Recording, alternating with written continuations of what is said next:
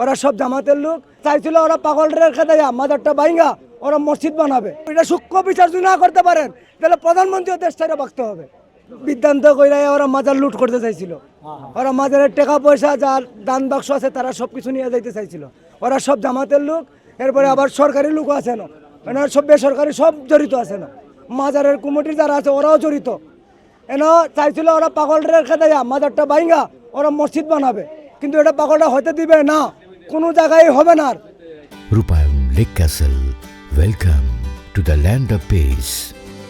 একটা বছর ধরে ওরা শাহজালালে বাংলাদেশের ভিতরে সদর শাহজালাল শাহপরানে ওরা যে হামলা করেছে, এই হামলার লুটপাটের কোনো বিচার হয় নাই, আজ পর্যন্ত আমরা বিচার পাই নাই।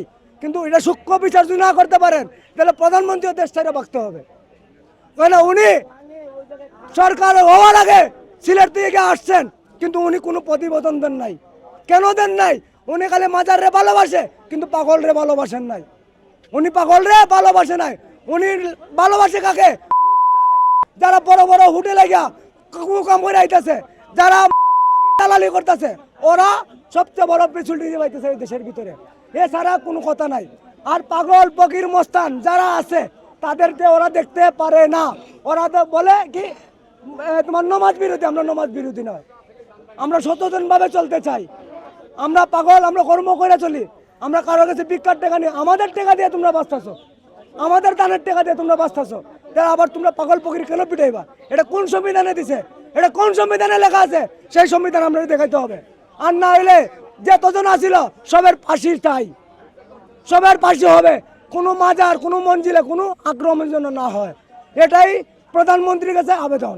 বলেছে এটা ইউনিট সরকারের আমলে জামাতের লোকে যে নুরা পাগলারে উঠাইয়া তারা যে পুরাইলো, এটারও কোনো কিন্তু বিচার হয় নাই। কিন্তু আজ পর্যন্ত আমরা ওদেরও বিচার চাচ্ছি।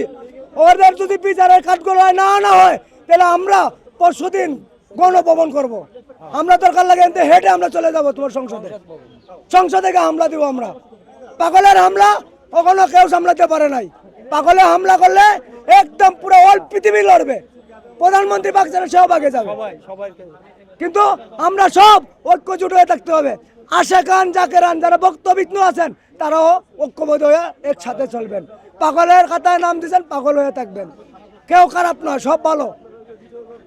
কিন্তু যে আপনারা যে কার্যকলাপগুলো করতেছেন এগুলো কোনো সংবিধানে নাই, না এগুলো কোনো সংবিধানের পাতায় হ্যাঁ এর নামে এটা হামলা দেওয়া হয়েছে, কিন্তু এটা মেন গেল লুটপাট হামলা।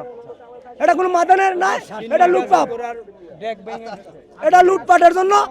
এটা এই টাকার ভিতরে টাকা প্রচুর টাকা আছে, পাগল ফকির মস্তান দেওয়ানার টাকা আছে।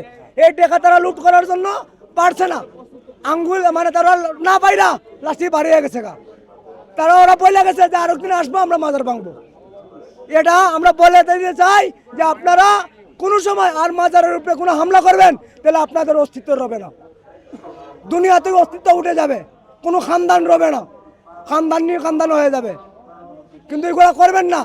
কই গরিব আছে, কই বড় লোক আছে, কই আমির আছে, সব আইসাই এদের কাছে চায়, ওলিদের কাছে আগে চায়। আল্লাহ না, মহান আল্লাহ তাআলাই ওলিদেরকে পাঠাইছেন।